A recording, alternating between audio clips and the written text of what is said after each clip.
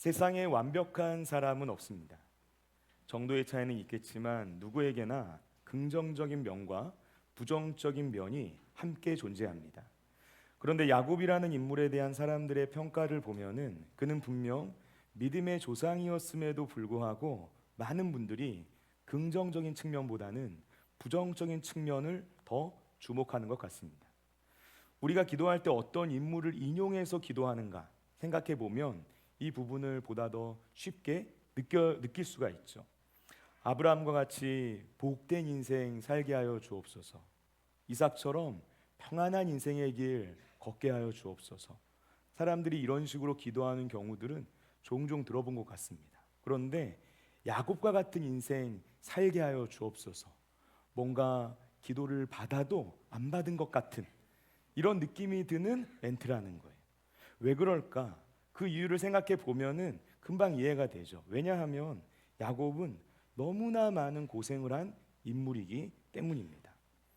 야곱에게 있었던 인간적인 연약함, 목적을 이루기 위해 수단과 방법을 가리지 않았던 태도, 사기꾼적인 기재, 그리고 지나친 집착, 이러한 모든 것들이 복합적으로 작용해서 야곱의 인생은 파란만장한 고난의 시간으로 채워졌다는 거예요. 그리고 우리는 자연스럽게 이렇게 생각하죠. 야곱이 이런 험악한 인생을 살게 된 이유는 야곱 자신의 문제 때문이다 라고 생각하는 겁니다.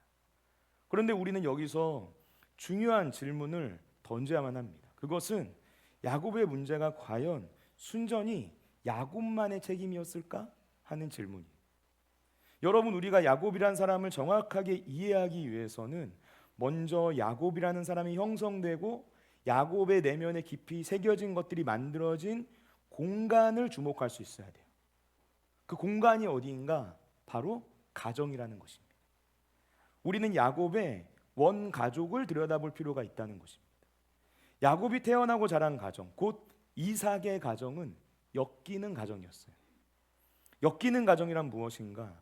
성경적인 관점에서 엮이는 가정은 처음 하나님께서 가정을 만드셨을 때 계획하셨던 그 은혜와 축복들을 누리지 못하고 죄로 인하여서 깨어지고 망가진 건강하지 않은 가정을 의미하는 겁니다. 하나님께서는 가정을 언약과 사랑을 통해서 사람이 하나님의 형상을 닮은 존재로 빚어져 갈 수 있는 공간으로 만드셨어요. 처음 창조하셨을 때 가정의 모습은 그랬습니다. 그런데 죄로 인하여서 가정이 그 원래의 기능을 잃어버리게 된 거예요. 그래서 서로에게 끊임없이 상처를 주게 되고요. 가족 구성원들은 마땅히 공급받아야 할 것들을 공급받지 못하게 되는 영적이고 심리적이고 정서적인 영양실조의 상태에 빠지게 됩니다. 이것이 바로 엮이는 가정이라는 거예요. 제가 청년 사역하면서 어떤 문제를 겪고 있는 청년들의 상처를 들여다보니까 그 근원으로 거슬러 올라가 보면 문제의 발단이 가정인 경우들이 참 많더라고요. 어렸을 때부터 근원적으로 채워지지 않은 어떤 내면의 결핍이 나중에 성인이 되었을 때 여러 가지 문제 행동들로 나타나게 되는 겁니다. 우리가 흔히 성인 아이라고 말을 하죠. 분명 몸은 어른처럼 성장했어요. 그런데 그 내면은 어린 시절에 겪었던 그 상처에서, 가정에서부터 겪었던 그 상처가 해결되지 않아서 여전히 그 문제와 싸우고 있는 사람들이 있다는 거예요. 낮은 자존감, 불안, 두려움, 수치심, 죄책감, 분노, 감정의 기복, 우울, 강박, 이런 수많은 문제들과 싸우는 것입니다. 여러분, 이 시대에는 엮이는 가정이 많습니다. 정도의 차이만 있을 뿐 사실은 대부분의 가정이 역기능적인 모습들을 가지고 있습니다. 왜냐하면 인간은 모두 다 죄로 인하여서 불완전한 존재이기 때문에 그렇죠. 우리의 죄성이 가장 적나라하게 드러나는 장소가 어딘가? 바로 가정이라는 거예요. 그리고 가정은 치열한 영적 전쟁의 현장이기도 합니다. 하나님께서 세상을 만드시면서 직접 만드신 공동체가 두 가지가 있어요. 하나는 가정이고 하나는 교회입니다. 가정과 교회는 하나님께서 우리가 천국, 곧 하나님의 나라를 누릴 수 있는 장소로 만들어주신 가장 중요한 공동체. 그래서 사단은 가정과 교회를 집중적으로 공격합니다. 그래서 우리가 가정에서도 교회에서도 천국을 누리지 못하고 그곳이 마치 지옥인 것처럼 느껴지게끔 만드는 거죠.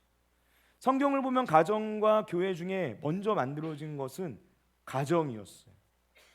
그만큼 가정은 중요한 것입니다.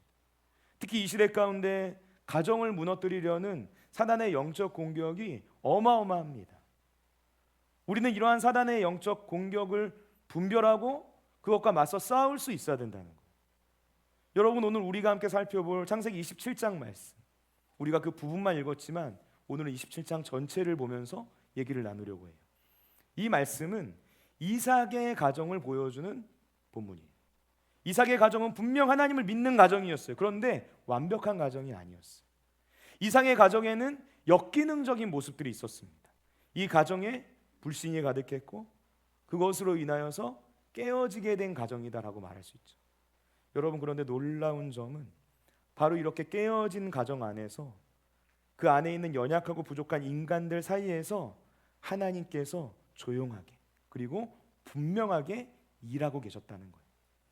오늘 우리는 말씀을 통해서 이러한 분명한 진리를 발견하게 될 겁니다. 그것은 하나님께서는 완벽한 사람만을 통해서 일하시는 분이 아니라는 거예요.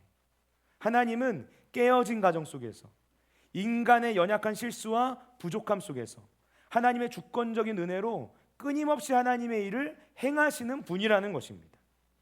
여러분, 혹시 오늘 이 자리에 자신의 부족함 때문에 하나님이 나를 외면할 것이다 라고 생각하시는 분 계십니까?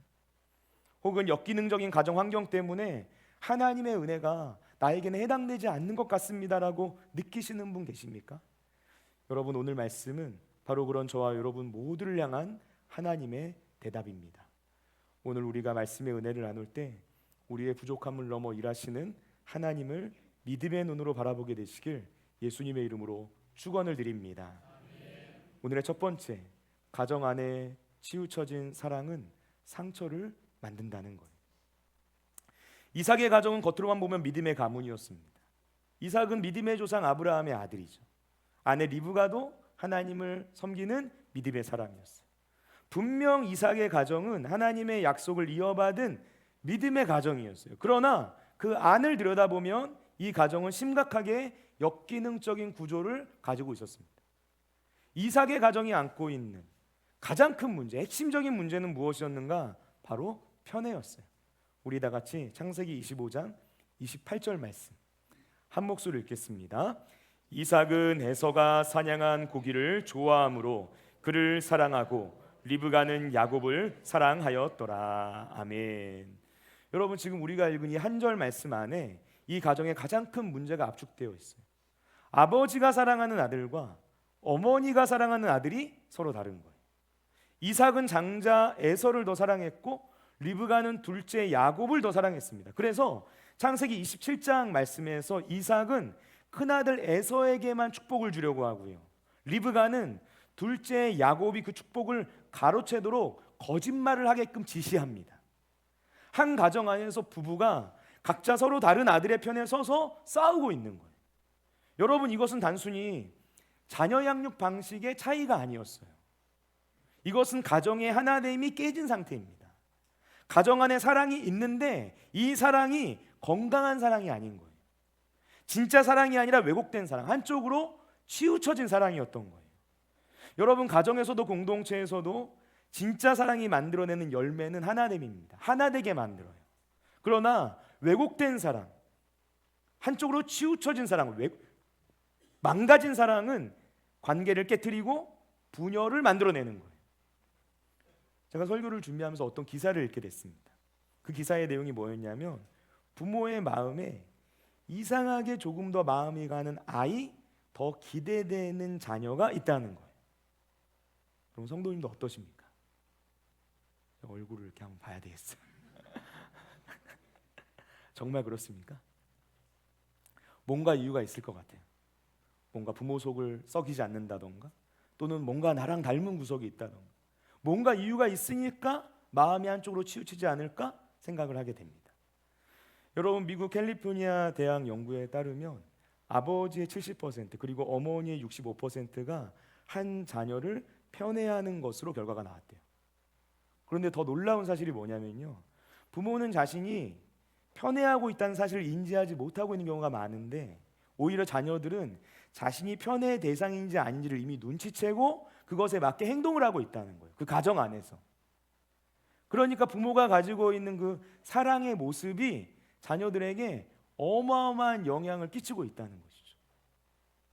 여러분, 편애, 곧 한쪽으로 기울어진 사랑은 그 사랑을 받지 못한 대상은 물론이고 그 사랑을 받은 대상에게까지 악영향을 끼치게 됩니다. 우리는 흔히 편애를 사랑을 받지 못한 쪽이 상처를 받는다라고 생각해요. 이게 틀린 말은 아닙니다.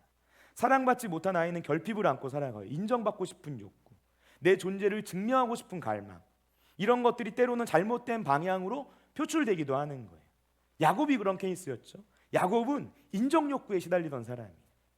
성경에 나오는 야곱의 모습을 보면은 내가 다른 사람을 속여서라도 인정을 받아야 돼, 약간 이런 생각 속에서 인생을 산 것이 아닐까 하는 모습들이 보여집니다. 그런데 우리가 놓치는 것이 있죠. 그것은 편애는 사랑을 받는 쪽도 망가뜨린다는 거예요. 편애를 받으며 자란 아이는 노력하지 않아도 사랑을 받는 경험을 반복하게 됩니다. 겉으로만 보면 그 사랑은 조건 없이 주어지는 것처럼 보여요. 큰 문제가 없어 보입니다. 그러나 실제로는 굉장히 불안정한 토대 위에 그 사랑이 세워져 있는 거죠. 왜냐하면 이 사랑은 건강한 관계에서부터 비롯된 사랑이 아니라 부모의 필요와 욕구에서부터 비롯된 사랑이기 때문에 그런 거예요. 여러분, 이삭이 왜 에서를 사랑했을까? 그 이유를 한번 잘 생각해 보세요. 창세기 25장 28절 말씀이 아까 뭐라고 말했습니까? 이삭은 에서가 사냥한 고기를 좋아함으로 그를 사랑했다라고 기록하고 있어요. 이삭이 에서를 왜 사랑했는지 이유를 말하는 거예요. 에서에 대한 이삭의 사랑이 어디서부터 시작되었는가? 그 시작점을 한번 잘 봐야 된다는 거예요. 에서가 훌륭해서 아니라는 거예요. 에서의 인간적인 됨됨이 때문에 그게 아니라는 거예요. 이삭의 입맛 때문에. 이삭이 에서를 사랑한 것은 에서를 위한 사랑이 아니라 자기를 위한 사랑이었다는 거죠. 에서는 이 사실을 알지 못한 채 아버지의 사랑을 당연한 것으로 받아들이면서 자라게 되었던 거예요. 그 결과로 에서가 어떤 사람으로 자랍니까? 장자권을 팥죽 한 그릇에 팔아 넘겨버릴 정도로 소중한 것의 가치를 분별하지 못하는 사람으로 성장하게 되죠. 히브리서 12장 16절 말씀을 보면 에서를 가리켜서 망령된 자다라고 말합니다.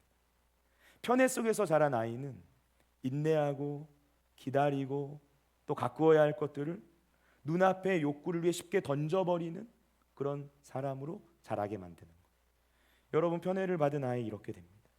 자신이 특별하다는 착각 속에서 삶의 무게를 견디는 법을 배우지 못하게 돼요.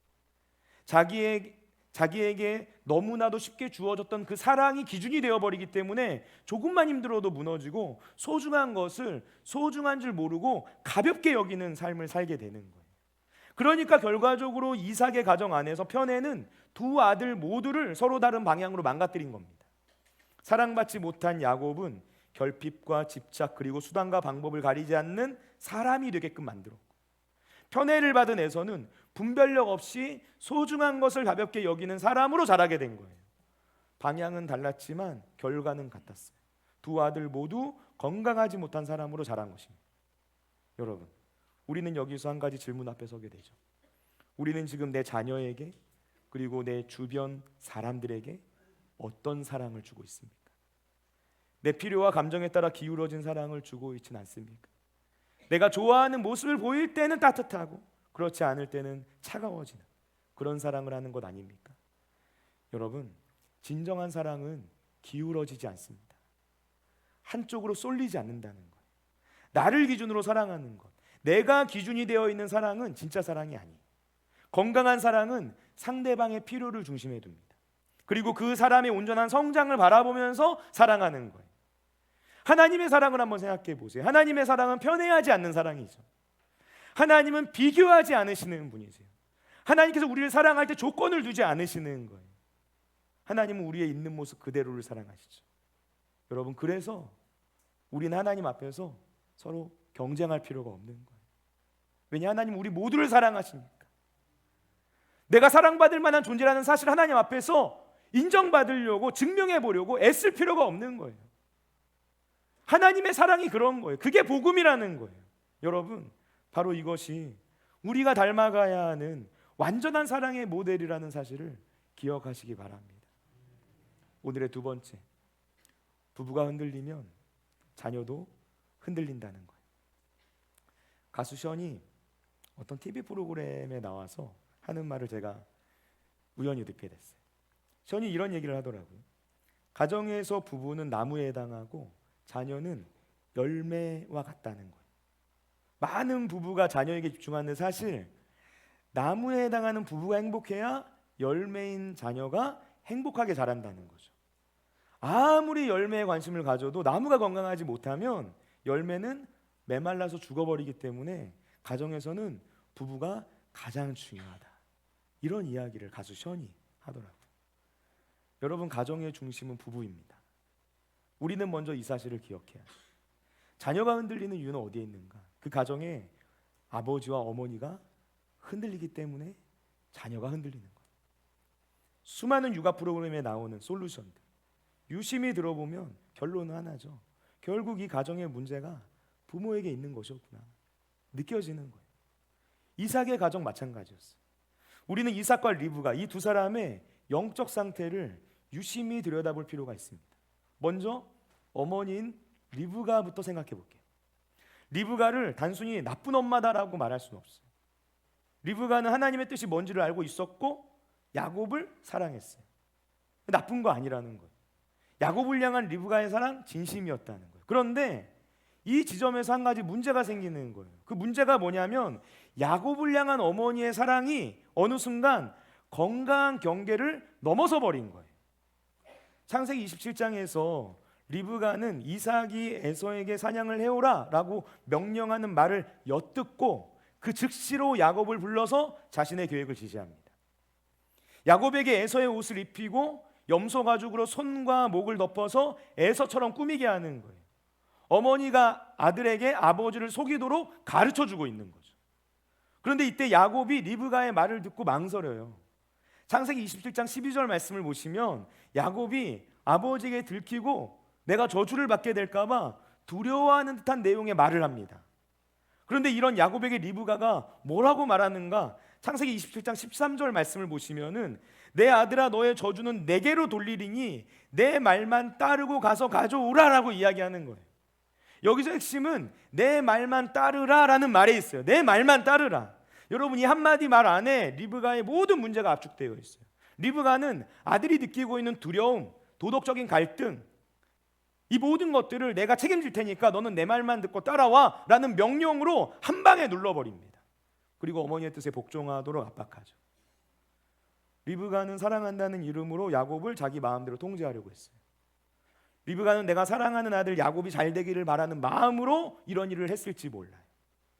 그러나 실제로 이것은 야곱을 위한 사랑이 아니었죠.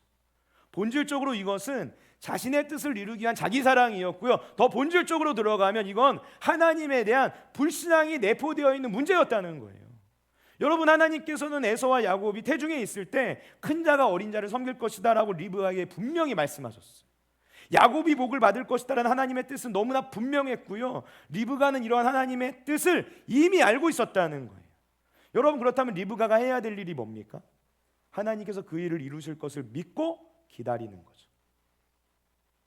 하나님께 모든 걸 맡겨야 했다는 거예요. 그런데 리브가는 기다리지 못하는 거예요. 하나님께 맡기지 못합니다. 그래서 이삭이 에서에게 축복을 하려고 하니까 그 마음이 막 조급해지고 다급해져서 자기가 나서서 속임수를 써가지고 이 모든 상황들을 통제하려고 하기 시작하는 거예요. 여러분, 리브가의 이런 모습이 우리에게도 있습니다. 분명 하나님의 뜻이 뭔지 알아요. 그런데 막상 그 상황이 내 뜻대로 흘러가지 않는 것 같으면 나도 모르게 슬며시 내 손과 발이 막 움직이고 있는 거예요. 내 자녀가 내 뜻대로 가는 게 아닌 것 같다 싶으면 더 강하게 통제하려고 하는 거예요. 내 방법으로, 내 타이밍으로 내가 모든 것들을 통제하면서 내가 원하는 결과를 만들어내려고 하는 게 바로 우리의 모습이라는 겁니다. 여러분, 리브가의 계획은 성공했어요. 그래서 야곱은 이삭의 축복을 받습니다. 하나님의 뜻이 이루어진 것처럼 보였어요. 그러나 방법이 잘못됐죠. 하나님은 인간의 속임수를 필요로 하지 않는 분이세요. 그래서 리브가의 이 선택은 자기가 예상하지 못했던 값비싼 대가를 치르게 됩니다. 이 일이 일어나게 된 이후에 야곱은 화가 난 형 에서를 피해서 도망을 쳐서 외삼촌 라반의 집으로 떠나게 되는 거예요. 리브가가 야곱에게 거짓말을 하라고 명령했을 때 야곱이 망설이니까 리브가가 이렇게 말을 했어요. 너의 저주는 내게로 돌리라. 그런데 정말 그 말대로 이루어졌어요. 리브가는 거짓말을 한 자신의 죄값을 치르게 됩니다. 어머니에게 있어서 가장 잔인한 형벌이 뭘까요? 사랑하는 아들을 보지 못하는 거죠. 리브가는 이때 야곱이 집을 떠나간 이유로 사랑하는 아들 야곱의 얼굴을 다시는 보지 못하고 세상을 떠나게 돼요. 여러분, 그리고 리브가의 이 행동이 야곱에게 영향을 준 것 같아요. 수단과 방법을 가리지 않고 목적을 이루려고 하는 야곱의 모습 생각해보면 어머니 리브가로부터 배운 것이겠구나 느낄 수가 있는 거예요. 여러분, 이번에는 아버지 이삭에 관해 생각해 볼게요. 이삭은 분명 하나님의 사람이었어요. 그는 모리아산에서 번제물이 되기까지 아버지에게 순종했던 믿음의 사람이었어요. 그런데 창세기 27장에 나오는 이삭의 모습을 보면 이 사람이 과연 그 옛날 그 하나님 앞에 순종했던 그 이삭이 맞나 싶을 정도로 전혀 다른 모습의 이삭이 보여요. 이삭이 에서를 불러서 말하는 장면 우리 한번 읽어볼게요. 창세기 27장 3절과 4절 말씀 우리 다 같이 한 목소리 읽겠습니다. 그런즉 내 기구 곧 화살통과 활을 가지고 들에 가서 나를 위하여 사냥하여 내가 즐기는 별미를 만들어 내게로 가져와서 먹게 하여 내가 죽기 전에 내 마음껏 내게 축복하게 하라. 아멘. 여러분, 지금 이삭이 한 이 말을 한번 잘 생각해 보시기 바랍니다. 이삭은 지금 자신의 인생이 얼마 남지 않았다라고 생각했어요. 그렇다면 지금 이 순간 아버지로서 가장 먼저 해야 될 일이 뭐였을까요? 이 가정을 향한 하나님의 뜻이 무엇인지를 분별하는 일이겠죠. 큰 자가 어린 자를 섬길 것이다. 이 말씀을 직접 들은 건 리브가입니다. 하지만 분명 이삭도 이 내용을 알고 있었어요. 그런데 본문을 보세요 한번. 분명 하나님의 뜻이 뭔지를 알았을 텐데 이삭은 에서에게만 축복을 주려고 하는 거예요. 그 이유가 뭡니까? 아까 읽었던 창세기 25장 28절 말씀에 힌트가 있었죠. 이삭은 에서가 사냥한 고기를 좋아함으로 그를 사랑했다라는 거예요. 방금 읽은 창세기 27장 3절과 4절 말씀에서도 이삭이 에서에게 무엇을 시키고 있습니까? 사냥을 해서 내가 즐기는 별미를 만들어서 나에게 가져오라는 거예요. 이삭은 에서가 잡아오는 고기의 맛에 취해 있어요. 바로 이것이 이삭 아버지의 비극이었습니다. 여러분, 이것은 굉장히 상징적인 장면이에요. 지금 이삭은 육신의 욕구에 마음이 빼앗겨서 영적 분별력을 잃어버린 상태가 되었습니다. 하나님의 뜻보다 자신의 감각적인 만족이 앞서 있어요. 영적인 것보다 육적인 것이 우선이 되어 있는 상태예요. 여러분, 이 시대에 많은 아버지가 아버지의 책임과 리더십이 경제적인 필요를 채워주는 것에 있다라고 생각해서 그것을 위해서 정말 열심히 사는 것 같아요. 그러나 아버지의 리더십은 경제적인 영역에서만 있는 것이 아니죠. 가정에서 아버지라는 존재, 하나님께서 태초에 가정을 만드실 때 아버지라는 존재는 그 가정의 영적 방향을 잡아주는 역할을 해야 하는 존재예요. 아버지가 어디를 바라보느냐에 따라서 그 가정 전체의 방향이 결정됩니다. 그렇기 때문에 아버지의 영적 분별력은 너무나도 중요한 거예요. 그런데 이삭을 보세요. 그는 지금 영적 분별력을 상실했습니다. 그래서 하나님의 말씀, 하나님의 뜻이 아니라 자신의 욕구에 따라서 가정의 방향을 틀어버리고 있어요.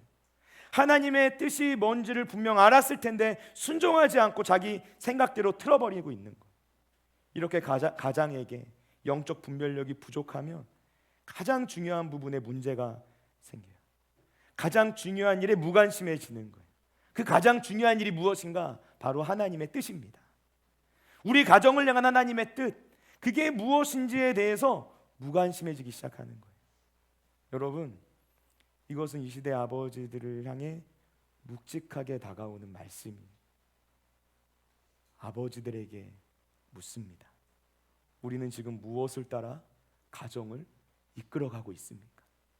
하나님의 말씀입니까?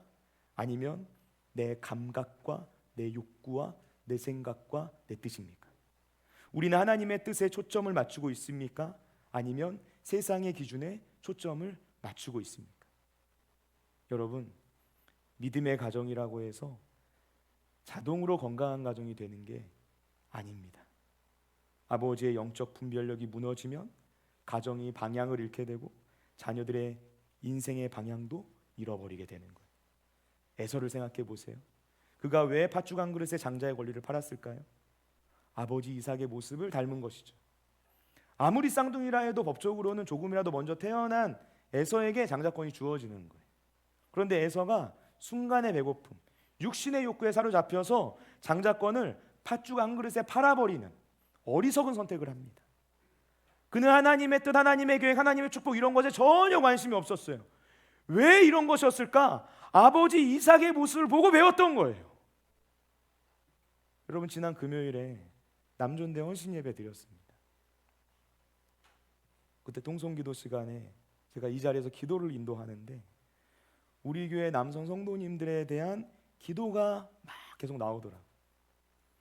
하나님께서 어떤 마음의 감동 같은 걸 주시는 것 같았어요. 우리 교회 모든 성도들의 가정 가운데 아버지들을 영적 가장으로 세우시기를 원하시는 주님의 마음, 그런 하나님의 마음, 그게 느껴지는 거예요. 여러분, 우리 교회 모든 성도들의 가정에 계신 아버지들을 축복합니다. 하나님께서 저와 여러분의 삶을 통하여서 우리의 가정이 믿음의 가정으로 세워지는 놀라운 일들을 행하실 줄로 믿습니다. 하나님께서 우리 모든 가정의 아버지들을 영적 가장으로 일으켜 세워주셔서 우리 모두의 가정이 믿음의 가정으로 세워질 줄로 믿습니다. 오늘의 세 번째, 하나님은 깨어진 가정 가운데서도 하나님의 뜻을 이루신다는 것입니다. 여러분, 야곱은 이런 가정에서 자랐어요. 이삭의 가정은 엮이는 가정입니다. 이 가정에는 편애로 왜곡된 사랑이 있었고요, 자녀에 대한 사랑이 통제 욕구로 변질된 어머니가 있었고요, 육신의 욕구에 영적 분별력을 잃어버린 아버지가 있었어요. 이 모든 것이 한 가정 안에서 쌓여갖고 얽히고 설켜서 야곱이 이런 가정 안에서 자라게 되는 거예요. 이 역기능적인 가정, 이런 연약함과 부족한 모습을 안고 있는 부모로부터 야곱은 뭘 배웠을까요? 어머니로부터는 목적을 위해 수단과 방법을 가리지 않는 그런 태도를 배웠겠죠.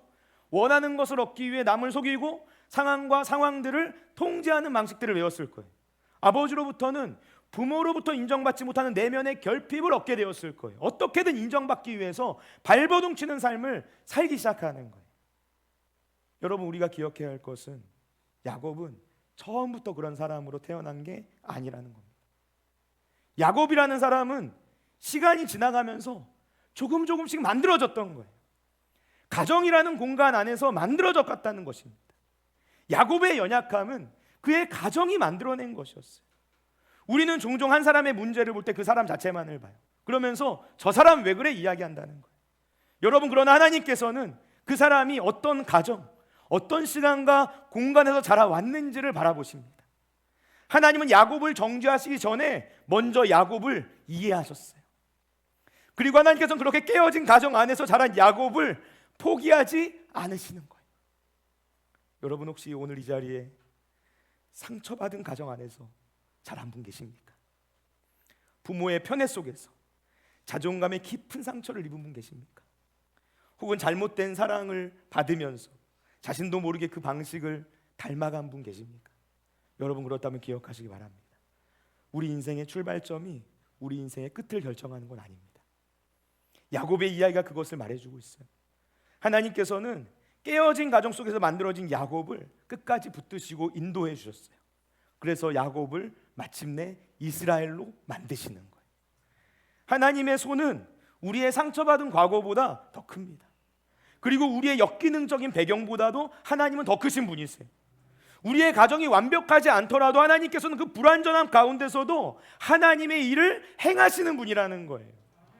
여러분, 우리가 야곱의 이야기를 읽으면서 놀라게 되는 점은 하나님께서 야곱을 다루시는 방식이에요. 야곱에게 정말 많은 약점들이 있었어요. 그는 엮이는 가정에서 자랐고 그것으로 인해서 거짓말을 습관적으로 하게 되고 두려워하고 지나친 집착에 빠지게 됐어요. 분명 하나님께서 야곱이 잘못된 방법으로 하나님의 뜻을 이루어가는 것을 기뻐하지 않으셨어요. 그러나 하나님께서는 야곱에게 이러한 연약한 모습이 있다라고 해서 그를 포기해버리거나 그를 모른 척하면서 내팽개치지 않으셨다는 거예요. 야곱의 부족함에도 불구하고 하나님의 뜻을 멈추지 않고 계속해서 그를 통하여 하나님의 일을 행하셨다는 것입니다. 오늘 본문을 묵상하면서 이런 생각을 하게 돼요. 하나님께서 왜 이삭의 가정을 먼저 고쳐주신 다음에 야곱을 사용하지 않으셨을까? 하나님께서 왜 이 리브가의 집착, 아버지 이삭의 연약함, 이 모든 것들을 치유하시고 이 가정의 편애를 바로 잡으신 다음에 하나님의 일을 행하지 않으셨던 것일까? 그 이유가 뭘까? 고민하게 되는 거예요. 여러분, 이유가 뭘까요? 답은 이것입니다. 하나님의 은혜는 우리의 준비를 필요로 하지 않기 때문이에요. 만약 하나님께서 완벽한 가정을 기다리셨다면 아브라함도 사용하실 수 없었어요. 아브라함은 아내를 누이라고 속인 사람이에요. 아내를 버렸던 사람이에요. 이삭도 사용할 수 없었을 거예요. 이삭은 노년에 접어들어서 영적 분별력을 잃어버린 사람. 물론 야곱도 사용할 수 없었어요. 야곱은 거짓말로 아버지를 속인 사람. 하나님께서 완벽한 가정에서 자라서 완벽하게 준비된 사람만 사용하신다면 하나님이 사용할 수 있는 사람은 단 한 사람도 없어요. 하나님의 은혜는 우리의 완벽함 위에 임하는 것이 아닙니다. 하나님의 은혜는 우리의 부족함 가운데 찾아오는 거예요. 바울은 이 사실을 알았어요. 자신의 삶 속에서 이 사실을 경험하게 됐어요. 그래서 고린도후서 12장 9절 말씀에서 내 능력이 약한 데서 온전하여졌다라고 고백해요. 나의 연약함, 나의 부족함, 나의 약점, 나의 한계, 이 모든 것들이 도리어 하나님 안에서 강함이 되었다는 거예요. 하나님의 능력은 우리의 강함 위에서 빛나게 되는 것이 아니라 우리의 약함 가운데 더 선명하게 드러난다는 것입니다. 여러분, 야곱의 이야기가 바로 이것을 보여주죠. 깨어진 가정, 연약하고 부족한 사람들, 그리고 잘못된 선택과 방법들, 이 모든 것 위에서도 하나님의 뜻은 흔들리지 않고 계속해서 진행되는 거예요. 여러분, 오늘 하나님께서 저와 여러분에게 말씀하십니다.